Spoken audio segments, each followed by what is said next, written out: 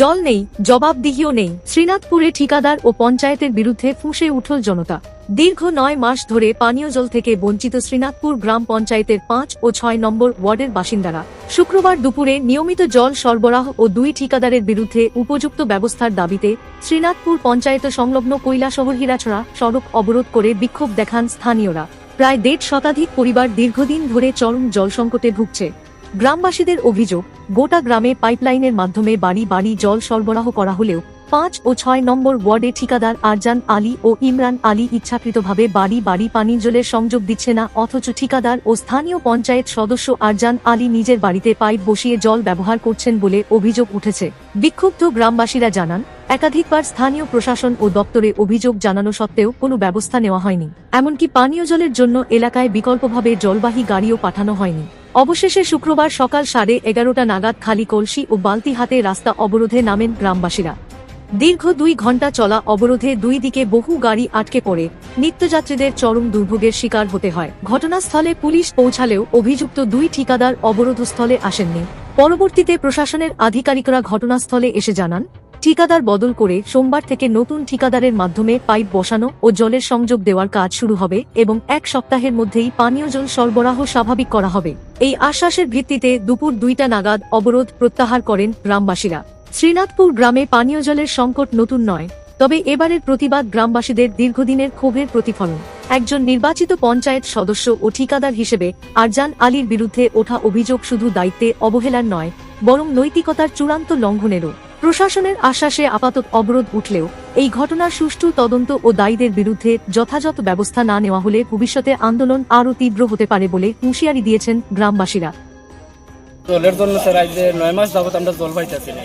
এখানে লাইন টাইন সব কিছু টানা আছে, তারা জলটা আমরা দেয় না। ৯ মাস যাবত আমরা লাইনে জল আয় না। এইটা লিয়ে আমরা কমপ্লেন করছি, পঞ্চায়েতে কমপ্লেন করছি ৪-৫ বার। এসডিও স্যার ৫-৬ বার আইছে এখানে। তখন আমরা জানতে পারি যে এখানে আউটলাইন দিছে, মেম্বার হলে তারা ব্যক্তিগত লাইন দিছে। তারা এখানে যারা এখন অফিসের স্টাফ আইছে তারা কইছে আরজানে এইসব কাজে নাই। তাহলে আরজানে এখানে যেসব জায়গা ৩টা মিনিট উপল আছে, এইসব জায়গা আউটলাইন দিছে, এখানে আবার সাপ্লাই লাইন দিছে, সবের বাড়ির সাপ্লাইয়ের পয়েন্ট দিছে, যেখানে 3টা মিনিট উপল আছে। তারপরে স্যার আমরা কমপ্লেন তো আমাদের পাশে স্কুলও আছে, স্কুলেও আমরা প্রায় বহুত দিন ধরে জল আয় না। আর আমরা লাইনে তো আমরা ৪-৫ দুটা লাইনেও জলের সমস্যা। আর আমরা লাইনে আজ ৬ নম্বর ওয়ার্ডে আমরা আজ ৯ মাস যাবত আমরা জল পাই না। আর জানে তার ব্যক্তিগত লাইন দেয়। আমি একবার কমপ্লেন দেওয়া আমার মারবার লাগে হুমকি বন্ধ দিছে। এটা হলো শ্রীনাথপুর গ্রাম পঞ্চায়েত ৬ প্রায় ১০০ পরিবার হইব। দপ্তর কি এসডিও স্যার এই ৫-৬ বার আইছে এখানে। আমার বালা ঠিক আছে এসডিও স্যার এখানে আইতাছে না। তারা কি কইতাছে? তারা তো কয় যেদিন যে কোনো একজন তো ডাকিয়ে নিয়ে কয় তুমি লাইনটা কালকের ভিতরে ঠিক করিয়ে দিয়ে দাও। পরে স্যারে কইছে তারা যে জায়গা কেন জল হয় না নতুন আর একটা কানেকশন দিয়া দাও।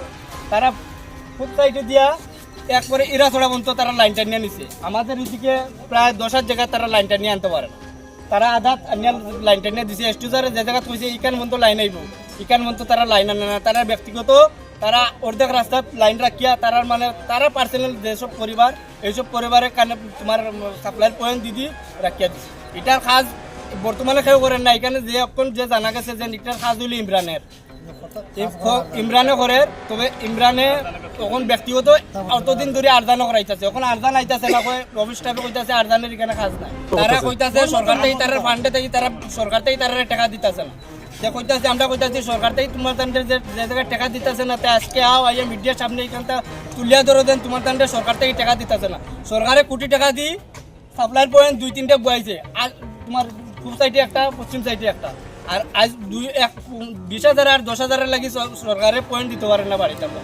তারা কয় সরকারের দোষ দিতেছে, সরকারে বলে জলের পয়েন্ট দিতে পারে। তারা বলে আজ ১ বছর ধরে তারা বলে পেমেন্ট পায় না। আমরা কথা হলো তোমরা কন্ট্যাক্ট লইছো কে লাগে? আমরা তো যত সময় জল না পাইতেছি, আমরা এই রোদ্রের মাঝে দাঁড়াইয়া আছি, যত সময় জল না পাইতেছি আমরা ঘরে গিয়া করবো কি? আমরা তো জল খাইতে হইব, আমরা জল তো আনতে লাগবে।